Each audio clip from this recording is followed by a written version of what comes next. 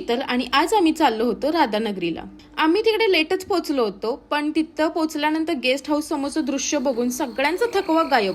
धरणाचं पाणी आणि त्यावरती पडलेला चंद्राचा प्रकाश, आहा, त्या शांत वातावरणात झाडांच्या पानांचे आणि रातकिड्यांची किरकिर ऐकायला येत होती। मग आम्ही गेलो थेट डिनरसाठी। सगळ्यांनी झणझणीत मटणावर आणि मी अंड्यावरती ताव मारला। त्याचबरोबर मी तांबड्या पांढऱ्या रश्श्यावर बुक्का पाडला होता।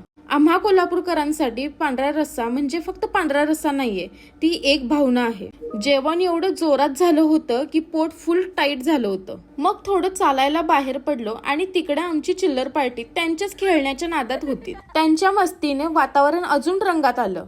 त्यानंतर आम्ही रूम मध्ये आलो आणि मग सगळ्यांनी ठरवलं चिट्ट्यांच्या गेमनी खेळायचं। बराच वेळ खेळल्यानंतर वेळ आली होती हॉरर स्टोरीची। स्टोऱ्या ऐकून सगळीजण अक्षरशः गार झालतीत। आधीच बाहेर एकदम शांत वातावरण, रातकिड्यांचा आवाज आणि त्यातच ते मगाचे जेवणवाले काका बोलले होते, इकडे गवे पण येतात हा। मग काय, कोण बाहेर जायलाच तयार नाही। सडनली नॅनी उठला आणि म्हटला की चला रील्स बनवूयात, आणि मग काय, भीती गेली बाजूला आणि पुन्हा सुरू झाली आमची धमाल। तर मंडळी, असा होता आमचा राधानगरीचा हा दिवस। भेटू आपण याच्या नेक्स्ट व्हिडिओ मध्ये। तोपर्यंत हसत राहा, खात राहा आणि जगत राहा। बाय।